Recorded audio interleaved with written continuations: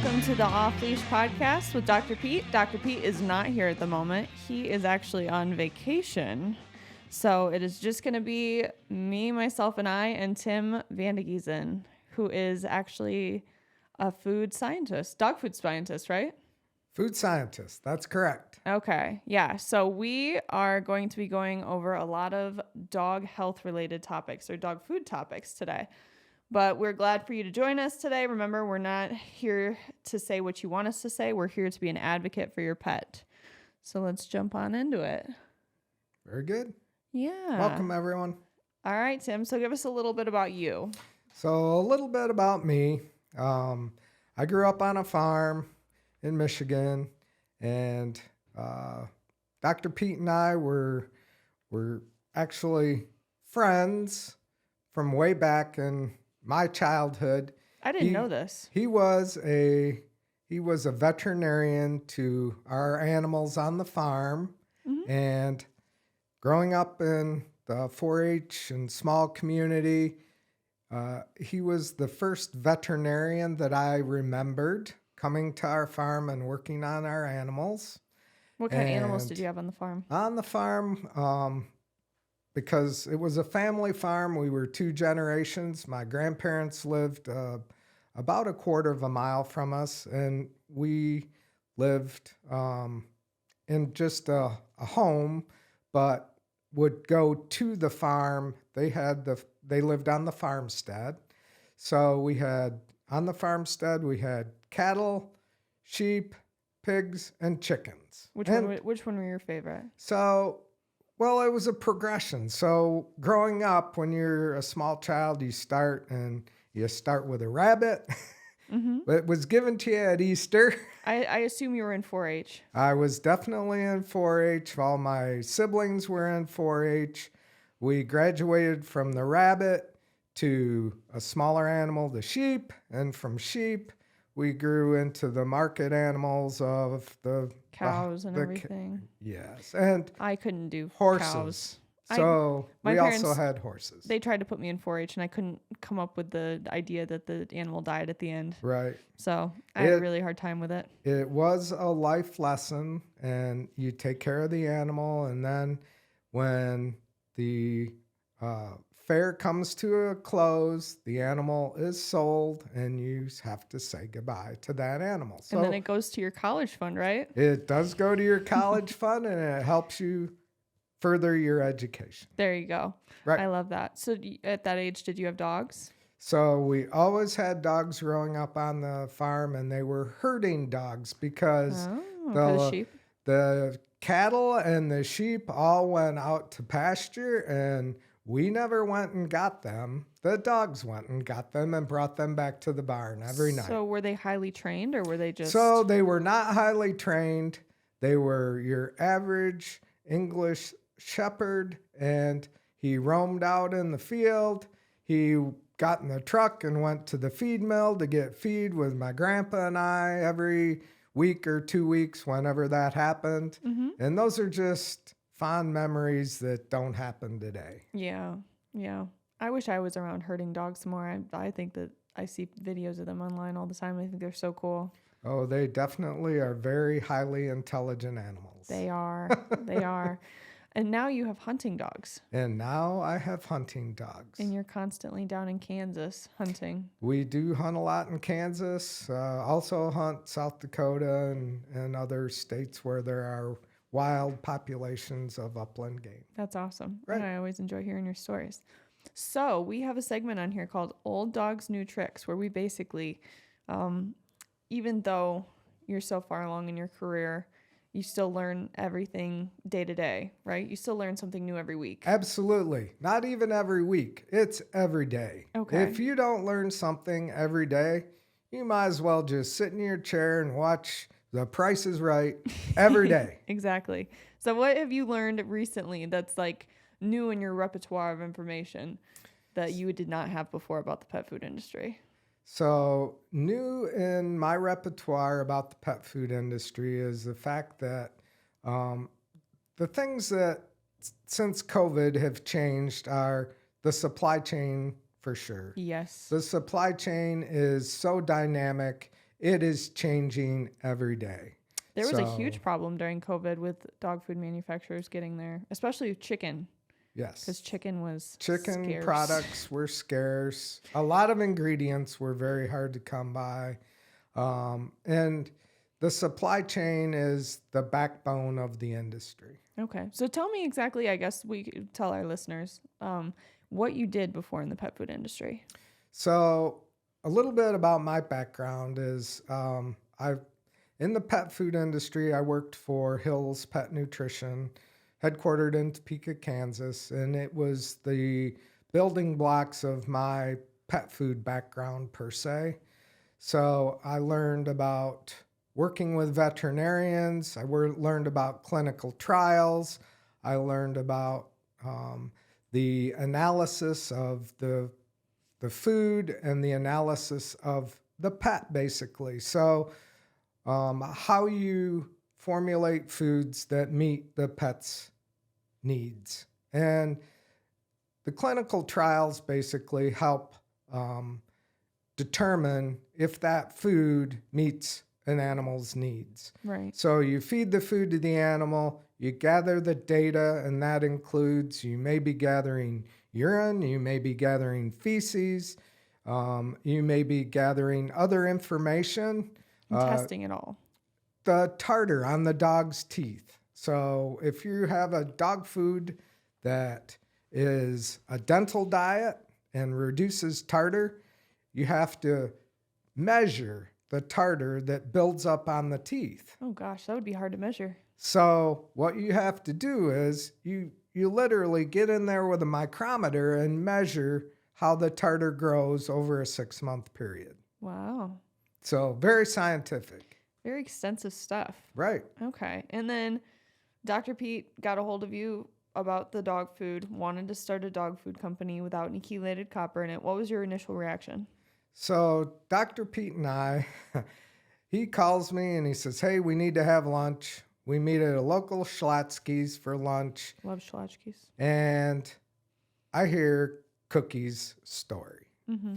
So Cookie, for those of you that don't know, was Dr. Pete's son's dog that was rehomed from a shelter into the Van Branken family. She was a nice dog.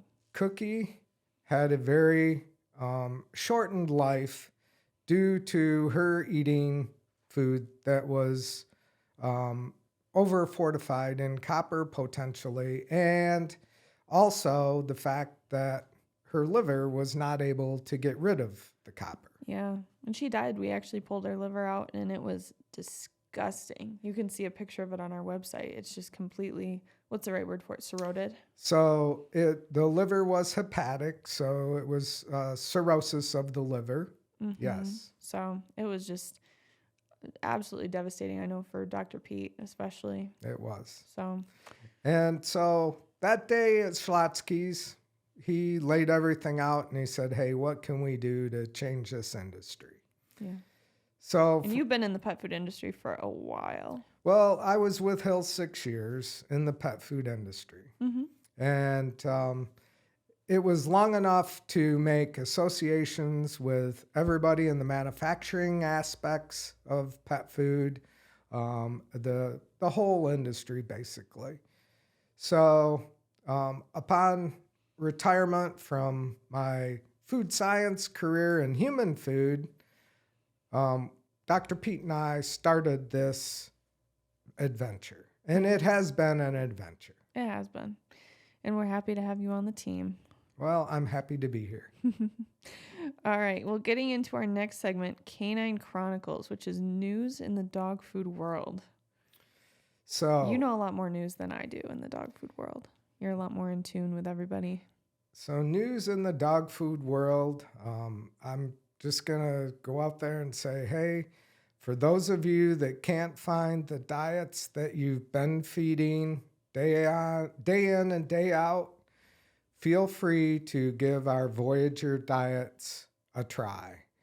There are some of the larger suppliers are incurring some unforeseen adventures right now, and you will be hearing about this in the near future. So if you can't find the brand you've been used to on the store shelf, go to our website, check our foods out, find foods that you'd like to feed. So are there a lot of companies that are about to go out of business? I'm not saying there are a lot of companies that are going out of business. What I'm going to say is there are supply chain hiccups out there right now, and That could mean the end of a brand. there are a few large companies, one in particular, that may be experiencing some short-term issues. So Oh. give our brand a chance. And then we just went through the whole recall with Victor. I've We been hearing did go about that. through a recall with Victor. Yeah. Well, not us personally, but No, just right. I've just been going to trade shows and hearing it from everybody, the big Victor recall. The industry itself, Yeah. yes. And once again, it goes back to the supply chain, right? So if you can't manufacture and get your products to your distribution centers and then to your customers, and then eventually to the end user, you, the pet parent that feeds the food, it's a major issue. Yeah. So exactly what happens, because I know that Victor's big deal was salmonella, correct? That is correct to our knowledge. To our knowledge. Yes. Now, what is something that would cause salmonella? Is it bad ingredients that are showing up to the plant, or is it? So salmonella is a bacterial and microbial issue. It's something that we deal with as food scientists and in the supply chain world and production. We have to take those precautions to control the microbial content of the product. And when I say the product, it's the end product that matters. Mm-hmm. So if you do not have a kill step in your process to kill the bacteria, because it's in a lot of ingredients that are used, and if the ingredient comes in contaminated, it is not a good situation. Okay, so it always starts with coming in contaminated. I was wondering if it was when it comes in or starts sits. in, Because it doesn't it. but it can Okay. also develop and grow in part of the process. So if you think about a potential dryer that doesn't get hot enough to kill the bacteria, or it builds up in the dryer and you don't clean it well enough, there are a whole list of things that and checkpoints that have to be done in the process to ensure that your process is safe and clean and always ready to deliver a high quality product Have you free visited? of microbes. You visited a lot of dog food plants. I have visited a lot of dog food plants. Okay. And what do you look for when you go to a dog food plant? So the first thing I look for in a dog food plant is when I walk into the area of the process. Is he sleeping or is he? We have a dog in here. I just hear snoring. I don't even see him. Oh, he's over by me. Oh. That's why. Yeah. Anyway, continue. Okay. So the first thing I look for when I walk into the process area is, number one, is there a process in place to contain the microbes that might be on the soles of my footwear. So, and this is a fairly new step in the quality process and part of the good manufacturing practices. So when you step into the process area, you should have some sort of a, quote, foot bath to curtail the microbes on your feet. That's one small step to take to look at and see if your process and products are made in a facility that uses good manufacturing practices. Yeah, hygiene is a big thing at those Hygiene plants. is huge. And if you think about a lot of the processes and products use raw meats, there's always bacteria loads in raw meats. So we do not use raw meats in our products. So I will say that right up front. Okay. Getting into the next segment, information and peace of mind. I actually was reading an article on DVM 360 the other day, and they were basically debunking things about dog food. Okay, so In the pet food debunking the industry. myths, right? Debunking the myths. So, or I shouldn't say debunking the myths, just putting clarification out there for stigma in the Okay. dog food world. So the first myth is meat should be the primary ingredient in dog food. So I'm not going to say meat should be the primary ingredient in dog food. That's the myth. That's the myth. Yeah. So what has to be in dog food are you have to have the building blocks in the correct order to deliver the nutrition the animal needs. Yes. And it doesn't always have to be meat. Meat does not always have to be the first ingredient on your ingredient statement. That is correct. Okay. And for everyone that reads a dog food label out there, the ingredients are listed from greatest to least, pre-cooked. That is correct. They have to be ordered in the highest content as is. So as that diet is formulated and put into the process. Exactly. Because it's all about the volume or quantity of the ingredient in the beginning. And then after it's cooked, it could be completely different on the list. It definitely can change during the process. That is correct. Okay. Myth number 2, a high protein diet is superior. So that is also a false statement. So there is a range of protein that the animal needs, but more specifically is the animal needs enough protein, but it also needs the protein and energy that it burns. So if you think of things, it's what you put in, but it's also what's taken out during the course of the animal's day that you have to balance. Right, exactly. So I know a lot of dog foods out there, they put in, especially to their ingredients, like 5-6 proteins in one bag of dog food. I call it the kitchen sink method.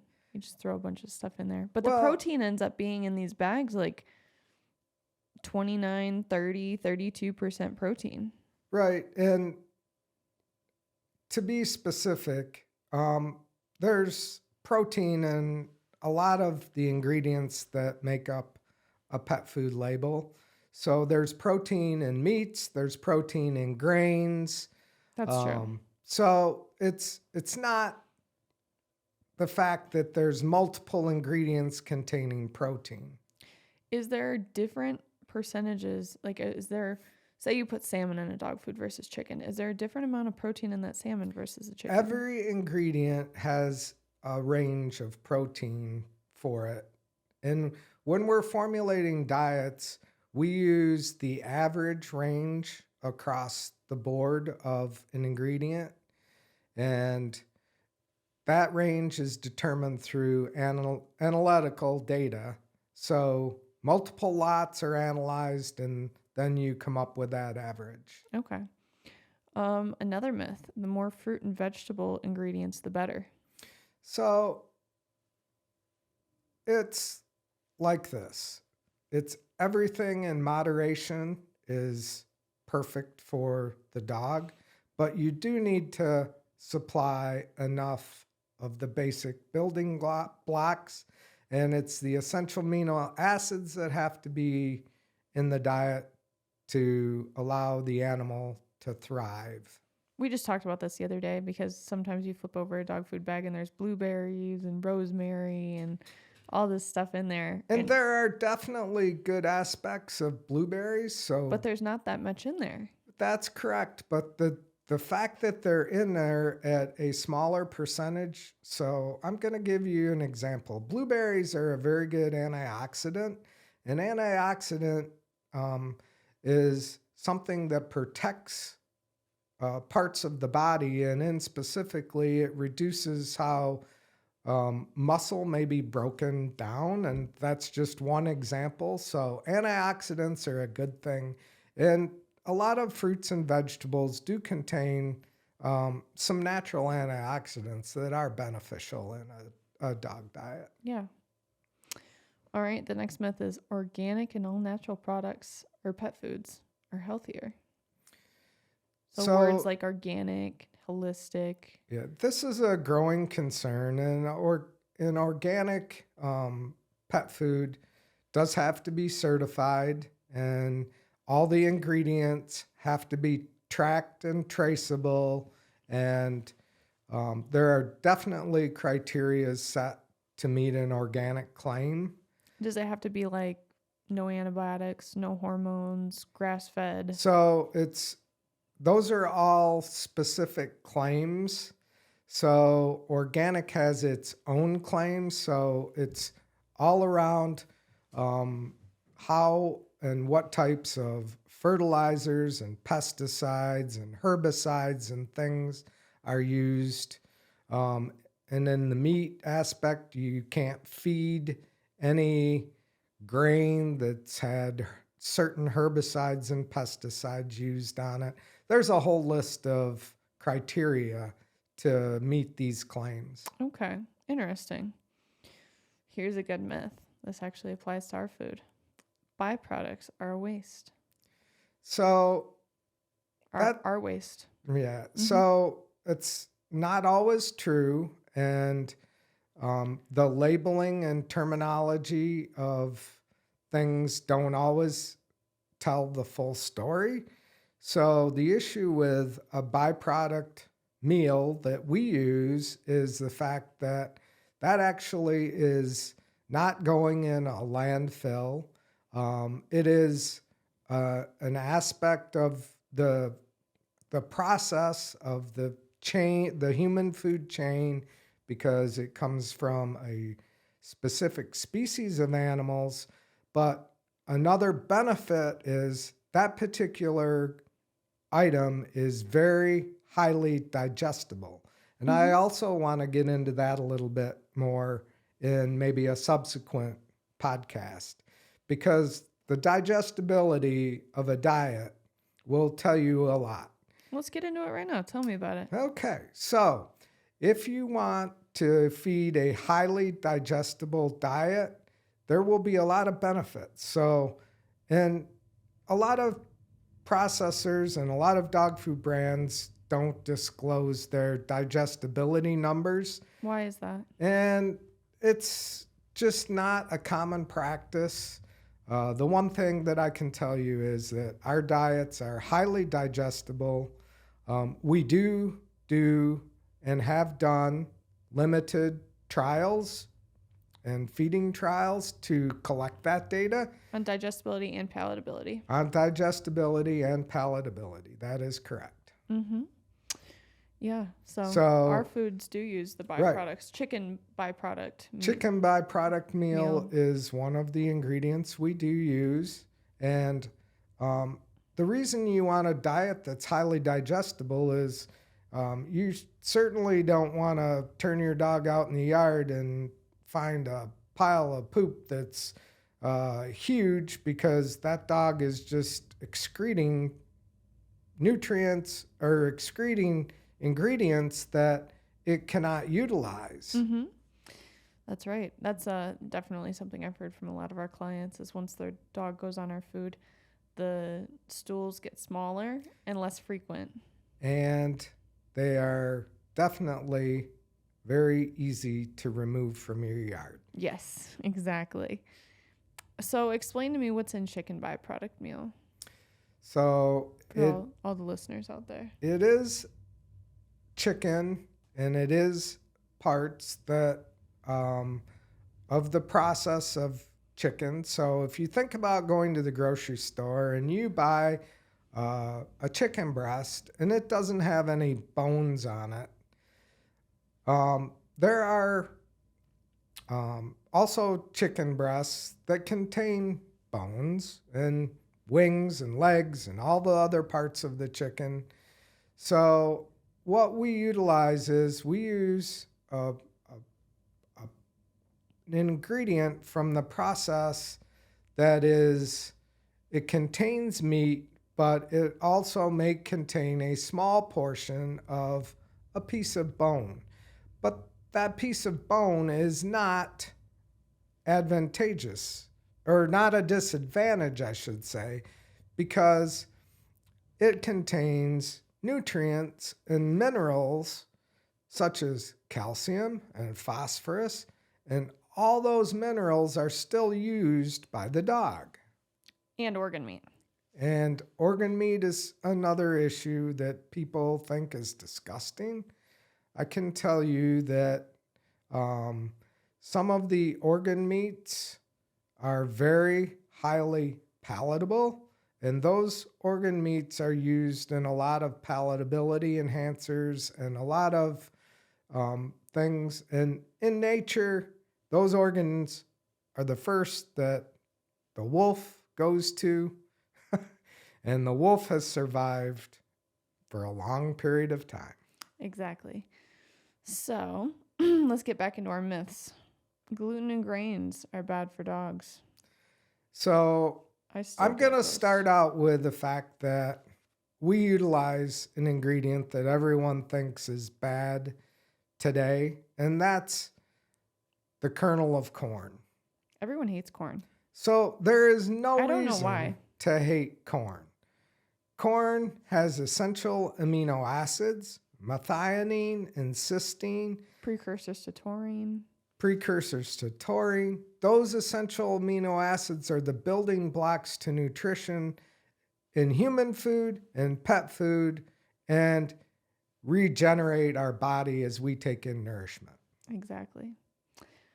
Raw food diets are superior to kibble. So there's a lot of myths about kibble and raw. It's not balanced. Raw can't be balanced, right? So I'm not going to say that raw can't be balanced. I think there are a couple of people out there who are balancing raw diets. They've analyzed the ingredients and they're doing the right things. But I can tell you there are very few raw diets out there that are completely balanced and meet the requirements set out by NRC, which is the National Research Council for Animals. Yeah. And let's talk about the E. coli, salmonella that you can get from eating raw food, raw ingredients. If precautions are not taken when making raw diets, they are highly susceptible to enhanced loads of microbial content. So the processors that are doing a good job, they understand this, they know this. It's the mom and pop boutique, if you will, brands that have popped up recently that tend to incur some of the higher microbial loads. And the bones in a raw diet. Well, there are bones in raw diet. And Can't they fracture the dog's teeth? So they can fracture teeth. They can pierce the esophagus when they're ingested. The stomach. They can go through the entire digestive system, and they are a increased risk at times. Yeah. Well, that's all I got for you for the myths today. Yeah, well, those are some good ones. Those are good ones. So, in your career now, you are currently working with Voyager Dog Food. Any other companies? So I am not working for any other pet food companies at this point in time. I am also still consulting in the human food industry. Yeah, tell us about that. So I work for a major cereal company. We can't name drop it on here? I cannot name drop. Well, we're in Battle Creek, so fill in the gaps there. There are companies in Battle Creek, yes. Major cereal companies. Major cereal companies, yes. Continue. Right. So I do that part-time, 15 to 20 hours a week.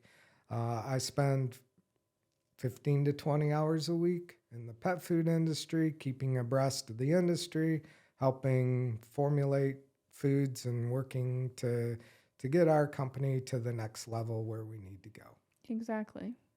Well, I'm all out of questions for you today, Hey, unless there's anything else you want to touch on. It's been a pleasure. I enjoy what I'm doing today, and I would encourage everyone, if you have questions, please give us a holler. We're here to help, and we'll be glad to get back to you. Thanks, Tim. All right, let's get some outro music. All right, guys, we sure appreciate you listening with us today, and we hope that you've been able to share some information that will help you love your animals as much as they love you. Don't forget, always treat the treatable so we can prevent the preventable, and we'll catch you on the next one.